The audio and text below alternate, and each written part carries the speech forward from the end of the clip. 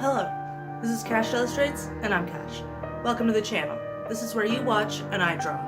I didn't have time to do anything holiday related this year, so that being said, I decided to go through some of the footage I pre-recorded and look for something that's a little bit more holiday themed, or at least kind of encaptures my feelings this holiday season.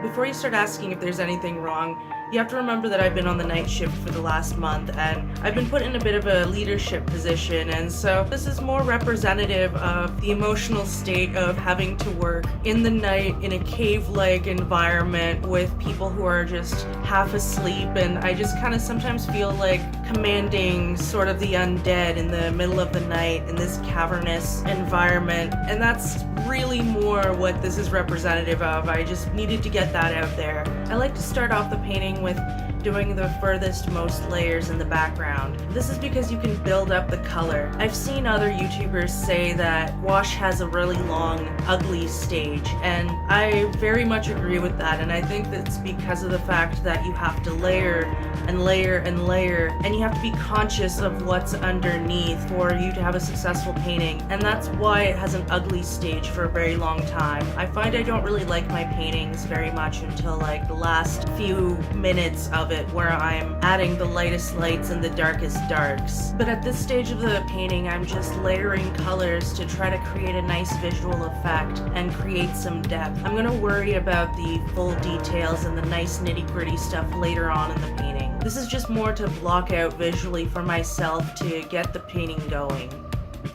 I recently got a question as to what I'm doing off screen with my brush when I'm cleaning it, and the answer depends.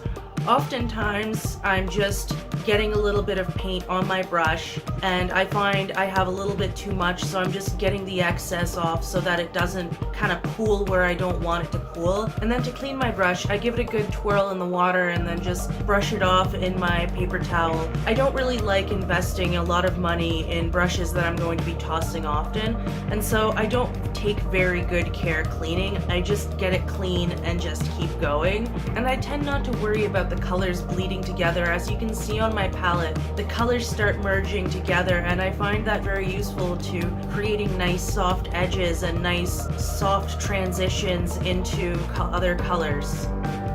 Now that the general layers of color are blocked in, I can start focusing on the finer details. This is where I will start adding the delicate shadows of the face and the hands, the belt, all sorts of things. But I also tend to bounce around, so I might be going between that and the background, trying to get a nice visual contrast. The whole time I'm working on this painting, I'm remembering that key information of starting from the furthest point back and then working your way forward.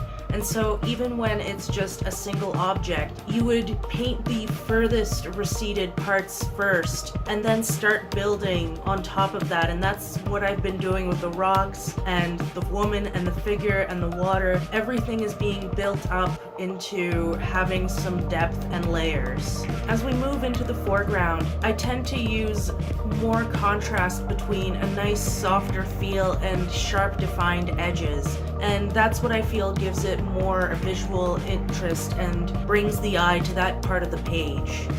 I didn't want to paint in the zombie figures in the background until the very end because they, in my mind's eye, were the blackest, most shadowy figures in the picture. And by that logic, I didn't want to put the darkest dark on the page and muddy all my colors up before I was ready to put it down. Gouache is really hard to correct your mistakes once you have them. It's easier to correct a mistake when you're working from light to dark rather than dark to light. There is a little bit of leeway and a little bit of forgivingness with gouache, more so than watercolor, but it's not as forgiving as, say, acrylic, and so you have to be really careful as to what you place down.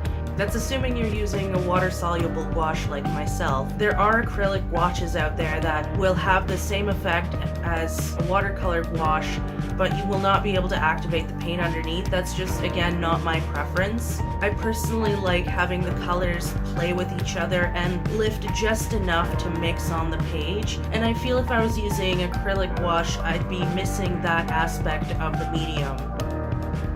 Now I'm adding the lightest lights and the darkest darks to try to finish this piece. Again, I'm working evening shifts and I myself am a little bit of a zombie, but I just really wanted to get something out there, and I think I kind of like how this piece turned out. I am a little tired, I myself am a little bit of a zombie, and I don't know, I think it kind of suits the season and my mood. And so, with that, I wish you a happy holidays, and remember, as always, take care and be kind to each other.